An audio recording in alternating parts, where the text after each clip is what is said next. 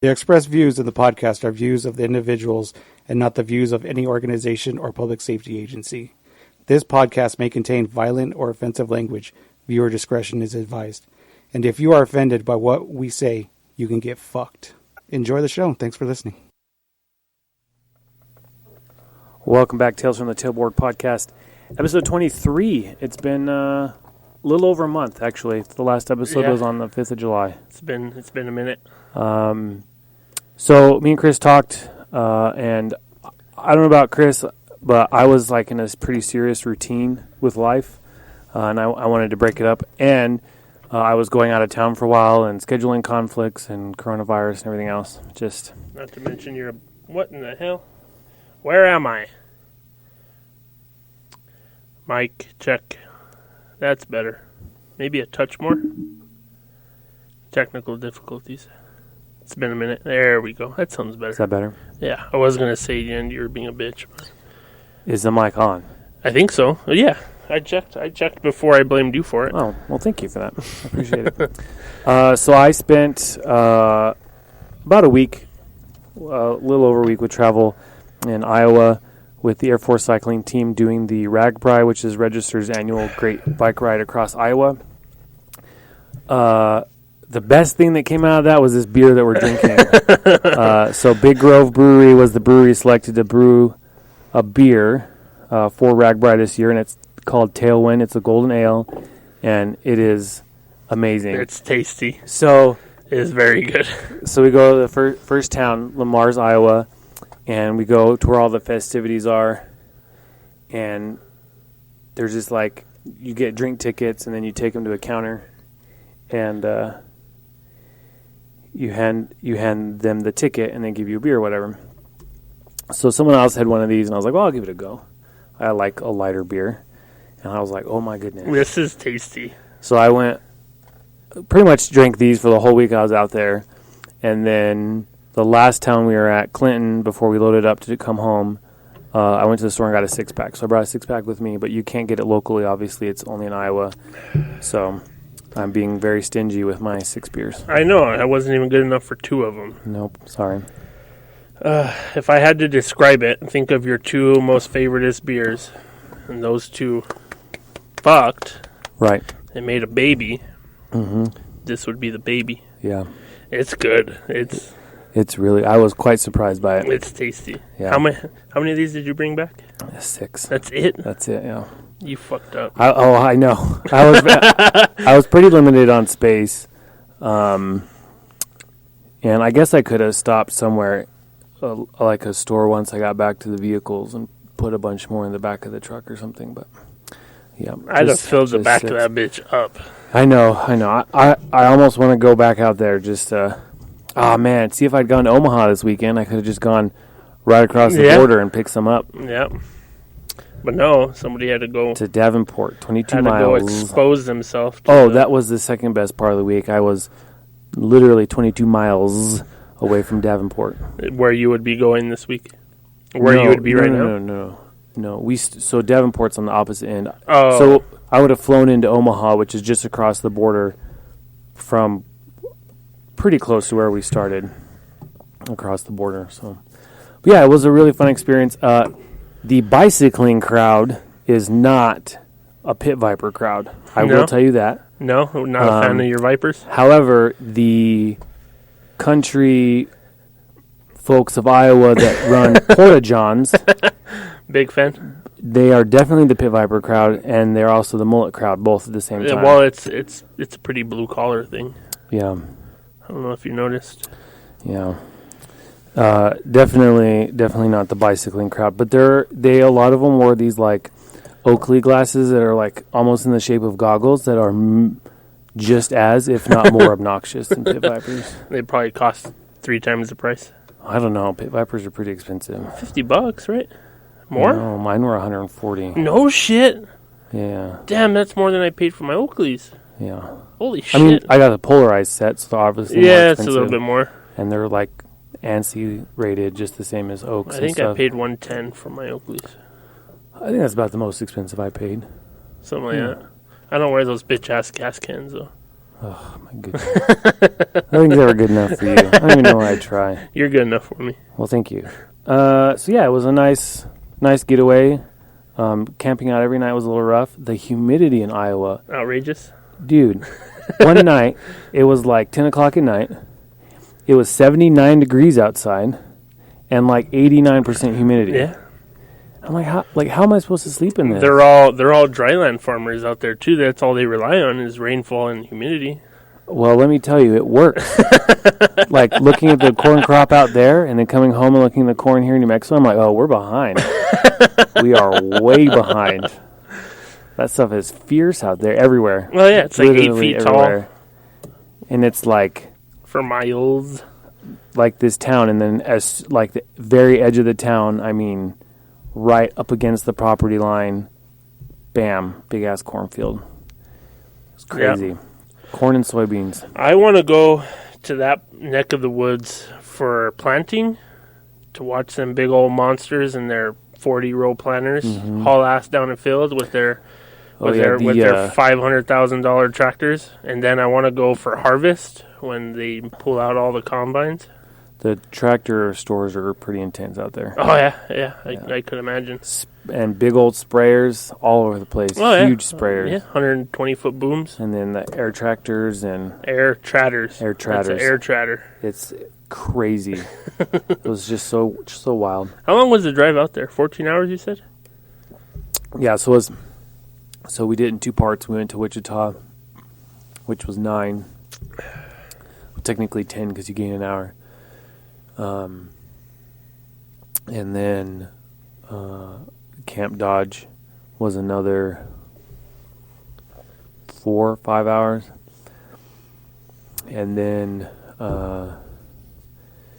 we stayed at Camp Dodge, and then it's 3 hours of this first city. And then you camp in each overnight town across the state. And then it's about 3 hours from the last city back to Camp Dodge. That's the way it was this year. Every year it's a different route. So they go through different towns every year. In Iowa? In Iowa, yeah. You going to do it again? Well, I've definitely been considering getting a bicycle. Weird energy. That, like, the town that it's in, time, like, stands still for that day. Because, like... Everybody in the town, I mean, not everybody, but a good majority of people volunteer to help out with RAGBRAI events. It's like fundraising and stuff. They get a chunk of whatever's made. And so it's like time stands still. So one of the days we had to go run an errand away from the RAGBRAI town and just normal every day. But then you go back to that town. Yeah. And it's just weird, like the energy and... Who puts the whole thing on? Is it the Guard? No. So it's completely unrelated to the military. So the Air Force cycling team participates in the event, but it's put on by the Des Moines Register. So a number of years ago, in 63 or 73, I don't know, these two reporters decided that they were going to ride their bikes across the state of Iowa and write articles about the people they encountered. And they were like, well, let's make a deal of it. So the first year they had like 310 riders. And then they did it again. And then the third year they changed the name and it became an annual deal. So this was the 48th year that they've done RAGBRAI. And 10 to 15,000 riders. Holy shit. Yep. That's a lot of cyclists. Yeah, so, and then the mileage is different. So some, like one day it was 83. Then there was like some 60s, 55, and then along that route from camp town to camp town, there's all these different towns, and you just interact with different people. And so the Air Force cycling team, one thing they do is they help out. So bike problems or medical issues along the way, they'll help out where they can and wait until medical people show up, or the van that collects broken bikes comes along or whatever. And then one day they do what's called the Karis Loop, which is named after one of the founders. And that makes them, if you do the Karis Loop, the mileage for that day is 100 miles. So the total this year was 454, I think. And I don't know. Does each member of the cycling team do every leg? They have to, yeah. Really? That's part of the rules of being on the cycling team is that RAGBRAI, you do every leg. The one exception is they have like support ride days where the support members can switch out with one of the riders and ride that day. You did not? I did not, no. What I did learn is that, first of all, these bikes are way more expensive than I thought they were. Yes, a lot of money. Thousands. And they're sized to the person. They're like fit to the person. So there's not a lot of people on the cycling team that have a bike big enough for me. I would pay to see money. Or pay so money to see I need that. an extra large bike. It's like a 62 centimeter, I think, is what it is. Well, I'm American. I don't measure anything in centimeters. I don't know how it translates, but I just know that I need a big bike, and those bikes are freaking expensive. Thousands. Yeah, some people finance them. Yeah. Theodore's mountain bike. That's some bitches. I want to say he paid like $6,000 for it. Oh, I believe it. A lot. Mm-hmm. Yeah, they're like 12, 13 grand bikes. And I'm like, that's... Yeah. The wife bought mine for my just plain Jane mountain bike for $600, and I'm like, holy shit, there's that's a lot. Dude that's right around 70. They call him... He's known on Ragbri as Bareback, and he rides without a saddle or seat to the common person. Really? No seat post. He stands. The entire... All 400 and some miles. Jesus Christ. And he's 70-some years old. That's a man right there. Me and you we're boys. Well, that guy? I realized that when a 7-year-old could buck hay better than I could, so... Well, I mean, I didn't want to tell you that, but... But you did. But I did. I mean, I didn't want to. I mean, it hurt me more than it hurt you. I don't know about that. seemed to roll right off the tongue pretty easy for you. Oh, shit.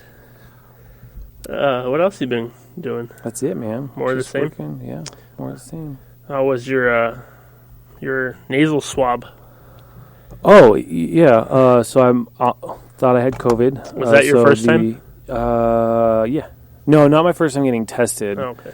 The first time I actually thought I had it. The first time was an earache or ear infection and sinus infection, and that was like at the height of COVID. So the military obviously was like, oh, we're going to swab you. They also swabbed me for the flu, obviously, to be thorough. No indications of the flu, but, you know. For the sake of testing. We're swabbing noses. We'll just get one for you. So no, this was the one time that I thought that I might actually have it. No symptoms. But spent like 14 hours in a car with someone that did have COVID. Did he have symptoms? The day after we got back.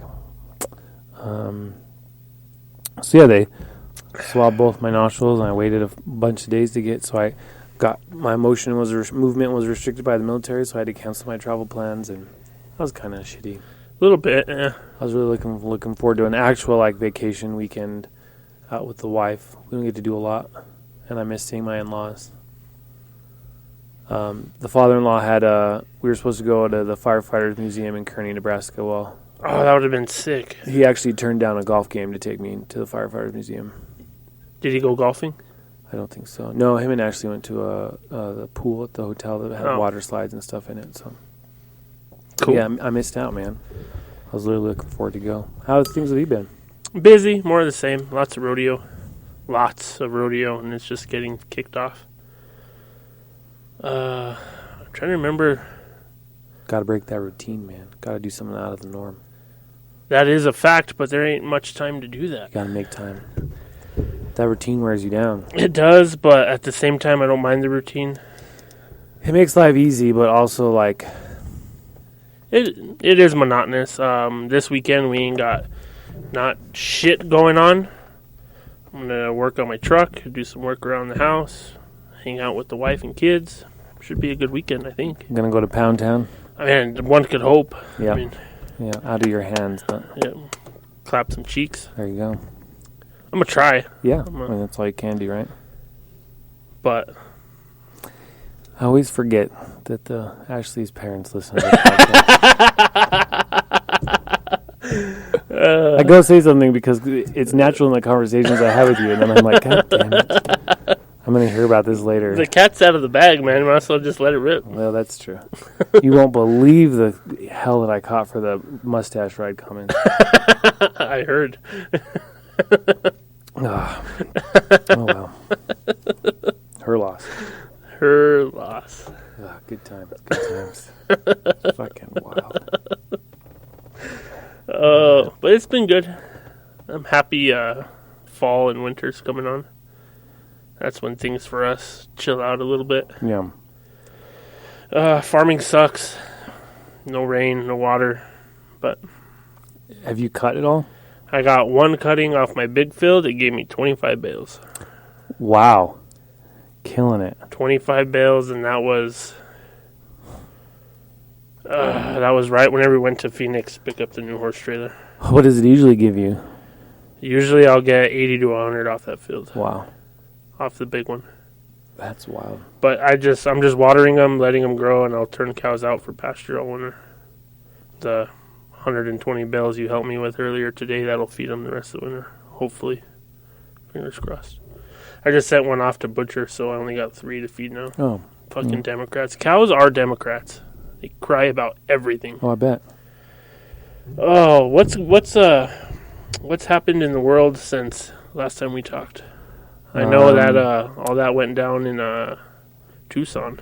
Yeah, that whole wild shooting. I give props to the cop that got rammed and was calm as could be and smoked that dude from across the intersection. I actually Google Maps it, or Google Earth, where you can put the ruler across. 60 yards with a handgun. Yep, that's a good hit. On a moving target. Yep. After he just got rammed. After he got rammed. Mm-hmm, if you know what I mean. 60 yards with a handgun. 3 shots? I think he let 3 rip. That's some choice shooting. I'm not about police officers taking a life. I think that's... It's hard for the officer. They have to live with ending a life. When I went through my sheriff's office interview, that was one question they asked me is how do I feel about that? And I said, obviously I'm not going to go to work with that in mind, but like, if it comes to that, I'll make that decision. But so I definitely don't want that to happen, and I know that it doesn't always look good, and it plays into the narrative, and it's just like a bad vibe. But that dude was a bad dude, and he already caused a whole lot of damage, and yeah, it sucks, but the officer handled things the way he was at in the situation, and I commend him, and that stresses the importance that we do in our job as firefighters of training, because his handling of that situation, first of all, I'm sure he knew the EMTs, so he knew that somebody was already down, firefighters were down, this dude already tried to take him out, and you know what? He just maintained his cool and handled it the way his training taught him, and that's awesome. That was his neighborhood too, where all that shit went down. He shouldn't have been in that situation, because I would hope that there aren't people like that in the world, but at the end of the day, there really is, and I think the officer handled it really well. I started following a page on Instagram where all they do is post EOWs. Mm-hmm. There has been like a shitload of just cops being ambushed while they're sitting in their units, while they're putting fuel, while they're, at their house even. That's why in YPD units, the front doors and windows are armored now. Really? Mm-hmm. That's ambushes. I mean, there's been 5 in the last 3 days that I've seen. Yep. And that is just like the most dirtbaggish thing to do. It's a low blow, man. What pisses me off more than anything, it really grinds my gears, is that people are bitching and moaning about how they can't delete their dicks. And it's all over the news, it's all over social media. People are whining and complaining, but nobody's talking about these people that are getting shot down in cold blood while they're sitting in their car. Just doing a job. Yeah. But yet all these motherfuckers that want to cut their dicks off and be chicks is made into big deals. There's holidays for it. But we can't throw something up for these motherfuckers that just got shot in cold blood. Yeah. Yeah, it sucks, man. It just burns me. Like, it's quite an interesting world. Another thing is masks are making a comeback. I have to wear one on base again. And technically I'm supposed to wear one outside because I'm unvaccinated. And starting September 15th, vaccines for the military will be mandatory. Really? How do you feel about that? I knew it was coming.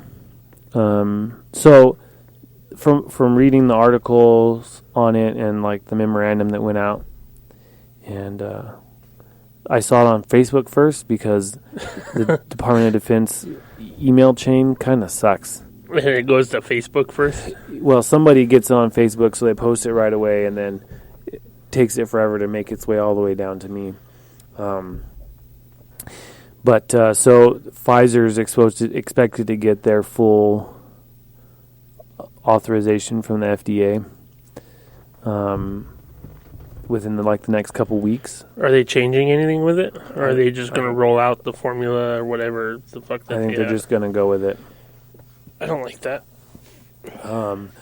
And so when that happens, the vaccine will be mandatory. So that the only thing that's keeping it from being mandatory now is that it's emergency use. Yeah. So it would take the president to sign a waiver or memorandum, exception to policy letter or something. I don't know. He has to sign something saying that it's okay, which they could easily get.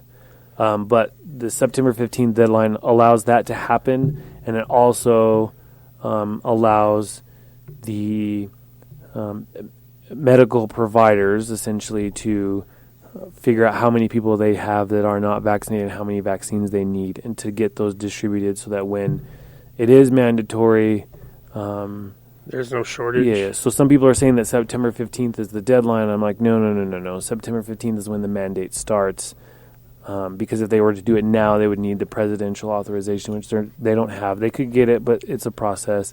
And then it's just the logistics of it all. So they're giving it some time frame. So I imagine a lot of people will just go get theirs now, and I'm going to ride it out as long as I possibly can. Yeah, my concerns are not medical. Yeah. I have no qualms about the number of vaccines that they've issued with the number of, it has side effects. Every medication has side effects. Yeah. Every vaccine has side effects. The vaccines have proven their effectiveness with all the stuff that we don't have anymore because of vaccines. And mRNA vaccine has been researched since early 2000s, so it's not a brand new type of vaccine that we're rolling out. So my concerns aren't medical. It's just I don't like that, and this is crazy, I know, coming from a government employee. I don't like how the government has such a say in my healthcare. Yeah. And I'm not about abortion. That's not my thing. I don't support it. But at the same time, it is not my place to tell you how to live your life, just the same as the government. Yeah. But I also don't think that it's right for the government to pay taxpayer dollars to be allocated for that. Yeah. I think it should be covered under insurance if that's what that person wants and whatever. I'm not for it, but it's not my place to tell other people how to live your life. Just like it's not my place to tell you to get a vaccine. It's not my place to tell you that to wear a mask. It's not my place to tell you to social distance, to wash your hands. You should be washing your hands anyway. Hands are disgusting. They touch everything, but I'm terrible about washing my hands. I just don't. No, I'm the same way. Socially distance, I don't like people anyway. I don't want people all up on my shit at a line in any store. So I'm fine. You want to stand 6 feet away from me? You want me to stand 6 feet away from you? Yeah, perfect. Whatever. I'm not going to make a big deal about it. But that's just my thought. So my issues with it are not medically related. And as for the whole healthcare provider thing, and all these healthcare providers talking about if you don't get vaccinated, your healthcare shouldn't be covered, and this, that, and the other. I see plenty of healthcare providers that don't get the flu vaccine every year. They're the flu vaccine's not necessary because it doesn't even apply to this year's strain, and this, that, and the other. I'm like, okay, well, I get that, but the flu vaccine also has a long history of success for many people. But it's the same thing. Also, you signed up to work in healthcare to treat people and to not judge. It's not your place in the healthcare industry to judge. It's not our place as healthcare providers to judge people's decisions. Mm-hmm. if they want to make the health... If you want to judge us for not getting a vaccine, you should judge the people that go to fucking McDonald's and Burger King and all this stuff, and the number of energy drinks you consume on shift, the lack of exercise that you commit yourself to, like smoking, chewing. Healthcare providers are genuinely unhealthy people. You literally have no ground to stand on to tell someone to get a vaccine. Yep. And on the lines of vaccines, there's been anti-vaxxers for years. Oh, 100%. Years and years and years. They don't even want nothing. Anything. They don't want tetanus vaccines. They don't want hepatitis vaccines. Nope. They don't want smallpox vaccines. Nothing. None of it. Why have those people not been getting bitched at for the last however many years? Yeah. I don't get it. And I'm sure 99% of those people that haven't never got a vaccine have been 100% fine. And my kick on it is I'm relatively healthy. Yeah, I'm a little fat, but relatively healthy. Got no medical issues. If I don't want it, I shouldn't be forced to have to get it. Yeah. That's my grounds. And all these people saying that this virus is super deadly and all this other stuff. Look, I'm not saying the virus isn't real. I'm not saying the virus isn't deadly. But we do know that the death numbers have been altered. Yeah. We also know that it is more dangerous to people with underlying conditions, which is the same for literally every other illness in existence. Yeah. Is augmented by underlying conditions because your body has already focused its energy and regenerative properties towards something else. Yep. So it has limited capacity to deal with another sickness. And it's highly contagious. I spent 14 hours in a car with a dude who tested positive for COVID. Yeah. And I'm fine. Yep. Didn't get it. So I concur. I get that it's out there and it's bad, but yeah. Okay. And I've said this since day one. The people who are immunocompromised, the older population, kids with cancer, all that good stuff, we need to protect those people. Those people should be protected. The rest of the population who's perfectly healthy should be able to live their motherfucking lives. The other line I like is the hospitals are at capacity. I don't think they are. Well, they might be. I'm not saying that that's a lie. I'm just saying that, guess what? Before coronavirus, the motherfuckers hit capacity too. Yeah, that's true. How many times was downtown on divert? Yeah, black divert, because we literally are at capacity. We have no patients. We're discharging patients into chairs in the hallway until their family members can come get them so that we can move people out of the ER. The ER is holding 14 patients waiting for beds upstairs or at different facilities because everybody's full. It happens all the time, with or without coronavirus. A Friday night. And everyone's like, oh my God, RSV. And I'm like, okay, again, RSV happens literally every year. And there's these surges with RSV. This beer gets better the farther down the glass you get. Yeah. Like, I'm a little disappointed I got to drink this fucking peasant beer now. I'm sorry. Motherfucker. And another thing, I'm not trying to beat the whole coronavirus thing into the dirt, but why aren't people advocating for a healthier lifestyle instead of straight to the vaccine, straight to medication? Yeah, everyone wonders why the U.S. rates are so high, and they're like, oh, it's because people aren't wearing masks and social distancing. I'm like, no, it's because America's fucking unhealthy as shit. Yeah. Because everybody goes to fucking McDonald's and churches and Raising Cane's and all these fucking places where the food is not healthy. Church's biscuit, though. I know, it's so good. it's all so bad for you, but it's so good. Yeah, if we all lived healthier lifestyles, we'd probably be better off. We have the highest rate of obesity. We have the highest rate of cardiac disease. Cardiac disease. We have the highest rate of diabetes. And you wonder why our illness rate is the highest, and our healthcare is trash. You motherfuckers talk about how the healthcare system is overwhelmed because of coronavirus. The healthcare system is overwhelmed because you motherfuckers don't know how to use it. Talk to your get a primary care doctor. Yeah. You got ongoing abdominal pain for like 3 months. Guess what? Not the emergency room. You're just going to bog down the system. Go to your primary care doctor. They can do all the tests outpatient. Guess what? If something's bad, they can still put you in the hospital. Mm-hmm. You don't have to go to the ER to get admitted. Fucking idiots, man. Do they still have those urgency versus emergency billboards up anymore? Oh, I don't know. I don't think I've seen one in a while. You remember it? There used to be commercials Yeah. on TV and on the radio. My favorite thing is when we'd have patients come in the ER for some and I mean some extreme bullshit. We would do what was called a medical screen eval, so the provider would see them and deem that whatever they were there for was not an emergency, like any way, shape, or form. And they would say, we'll still see you, but you have to pay us this amount of money, like, right now. And they'd be like, oh, no, it's okay. I just don't know where to go. So then we'd navigate them. To a doctor? Yeah, to a primary care doctor, whatever it may be. Do you know how doctors can make, referrals to other doctors? Yeah. Can the hospital make referrals to doctors? Yeah. So, if you go into the ER... I know they can from a room if you're admitted. Oh, yeah. But what about in the ED? Yeah, so if you go in for a broken arm and they splint it or whatever and do the x-rays, they'll refer you to orthopedics without you having to go to your primary. Oh. What about for a chronic issue? Not.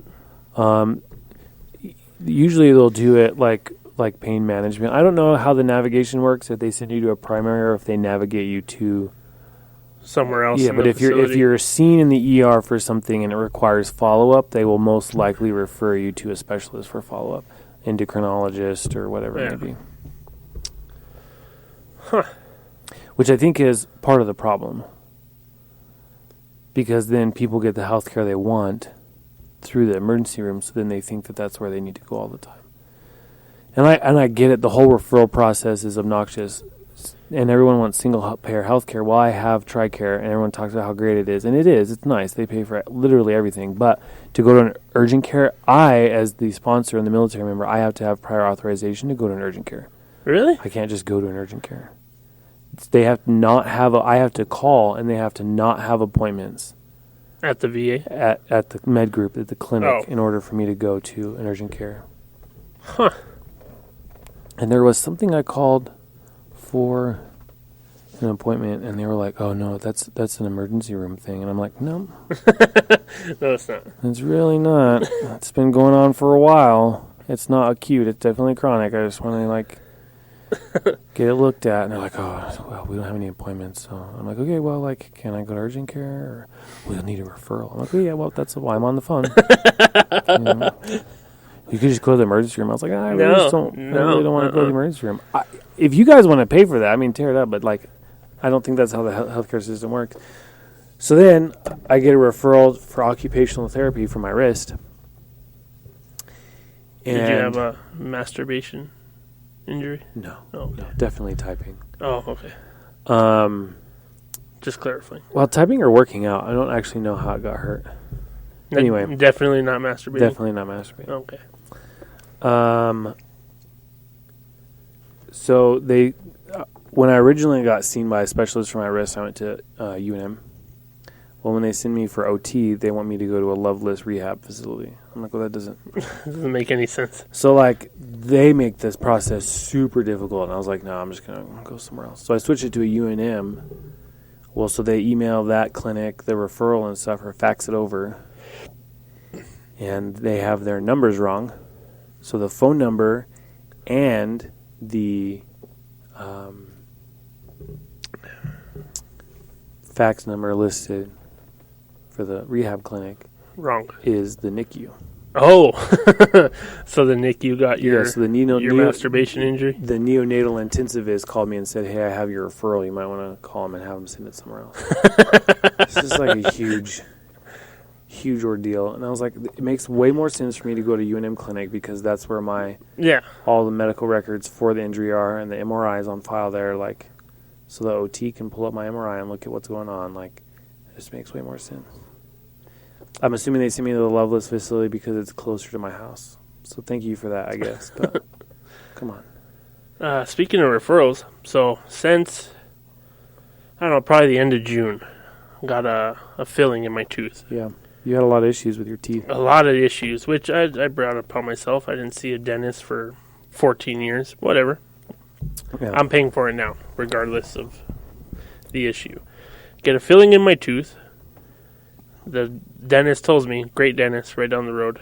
I like him. The staff there are all really cool. The doc is really cool. He's got the world's driest personality, but he's funny. Yeah. And I like him a lot.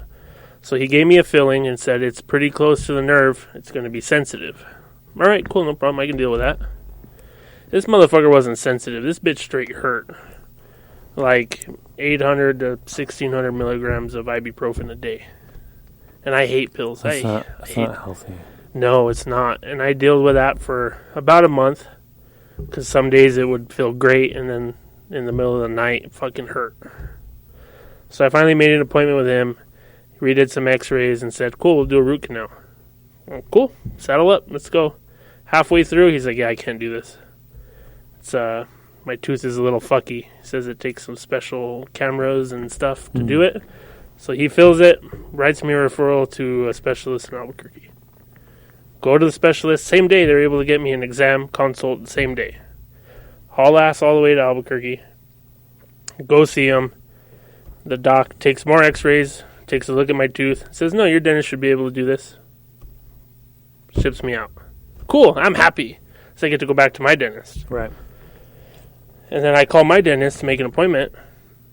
And they were super confused as to why I was trying to make an appointment for a reason that they had referred me somewhere else. Right. So I told them, I was like, the dentist at this place that you referred me to said it's good.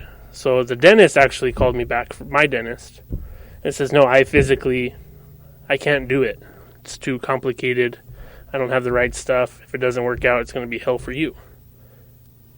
So I need to make another appointment with a specialist, but they can't get me until this Friday. Good news is, it don't hurt no more. So, Well, that's good. yeah. But I also have to pay a specialist now. But Get you with those hidden fees. I have 2 insurances for my teeth, so I have to get a cavity filled. And I've had them done before. Not afraid. But I've never had one done by the military. yeah. Is this motherfucker gonna walk in with a D-Walt and a die grinder? All I know is that when I went to a civilian maxillofacial surgeon for my wisdom teeth, I got Fent, Versed, and Propofol. Really? And I was out. I have no recollection of anything. And I just know that, and I don't know if it's difference in metabolism or what, but when my buddy had his wisdom teeth pulled by the military, it took him 3 hours because they couldn't get him under enough that he wouldn't shut the fuck up. So they were like, oh, it should be like an hour and a half tops. 3 hours later, they're like, oh, yeah, he wouldn't stop talking. I'm like, fucking drug that motherfucker. So I'm just nervous that they're a little bit stingier with their meds. And You ever have a root canal? Mm-mm. It's not that bad. A lot of people say it's terrible. I would say 10% of the time is terrible. Yeah. Once you're completely numb and they're in there going to town, you don't feel a thing. Well, I have had some issues with blocks before. The doctor really had to dose me up. So I have to have a lot. And he was like, okay, that should be good. And he didn't even wait long enough. He just fucking went for it. That kind of hurt. Yeah, I take a lot of nerve blocks. The first 3 on the outers, like the 2 they do on the inside, the 1 on the top, and the other 2 on the side, the first few hurt. After that, it doesn't hurt. But whenever you get a root canal, when they numb the outside, they drill a little bit, expose the root. When they have to numb inside the root directly on the nerve, that hurts like a butt cheek on a stick, boy. Whew. A lot. That's what that means, a butt cheek on a stick. Have you never seen the meme? Never seen the little 11-year-old that got hit with something? I don't remember what it was. He's got a mullet, definitely from the south. That hurt like a butt cheek on a stick. Nope, you're missing out. That hurts a lot for a few seconds. Then after that, you're smooth sailing, Do they not boy. put like a topical gel on your gums before they start trying to numb you? Yeah, they do. My dentist does. And that, I mean, it helps. It helps the surface. But once they're in there and you feel the dentist kind of shaking with how hard he's pushing it in there, you feel a little bit of pressure. The worst one was when I got the wisdom tooth on this side pulled. I still have my right side wisdom tooth. It's not causing an issue, so I pull it. Yep. Well, let me tell you, fentanyl, Versed, and propofol. I didn't even get that. Hell of a combination. I didn't get that at my dentist. Oh, that's great. I just got local. I'm also a little manlier than you, so. He didn't really even give me an option. He's like, these are the drugs we're going to give you. Because I think I asked. And I was like, I'm just curious. And he's like, oh, yeah, we're going to give you this. And I was like, Settle up. I was like, that seems like a lot for me. I mean, I know you're going to, like, titrate the dosage to, like, my weight and effect and stuff. But, like. No, it's not. I was like, all right. There's going to be somebody with a tube and a BVM so standing right behind I guess my fear is that when I did sedations in the hospital, we used propofol and like fentanyl and Versed a lot too, but I don't know that we used all three of them. And we always had an airway box ready in case we had to intubate this person. Like, this dude's going to be working in my mouth. You can't work on your mouth with a stupid tube in the way. I know. Like, what if he has to intubate me, It's weird. I don't know. The things you think about, I guess. No, he's gonna old school CPR your ass. Somebody's gonna be back there with a BVM. Take a breath. Bite block back in. Do a little more nasal intubation. Do a little bit more cutting. Do a little bit more pulling. Couple more breaths. Bite block goes back in. No, not a fan. I just know that I took a set of vitals when I was in recovery on myself. I was very, very concerned about my vital signs. Blood pressure, I think, is what it was. A little elevated. I would imagine so. But I don't know. I've had fentanyl once in my life, and I didn't really like it. I mean, at the time, I loved it. Yeah. But I don't remember much of it. So. Well, yeah, you were out. I was completely conscious. And I had propofol. Yeah. Ketamine is what I want to take a trip on one day. Some Special K? Yeah, I would. I'll even start the line for you. That's the other thing I don't like. I don't like IVs. You're not very good at them, so. It's fucked up, man. I used to start them on myself, and now all of a sudden I don't like them. You afraid of needles now? Ever since your Black Panther tattoo? No, it was long before that. I don't know why all of a sudden I used to never have an issue. And then I started developing an issue, and the Air Force went to take blood one time, and I almost passed out. Yeah, weird. Just real weird. Well, great episode back. Thank you guys for listening. Thank you guys for being patient. We'll probably record another episode this weekend. It's our regular scheduled podcast weekend, so we should be back by then. Hope you guys have a safe week and lead on to others. Peace.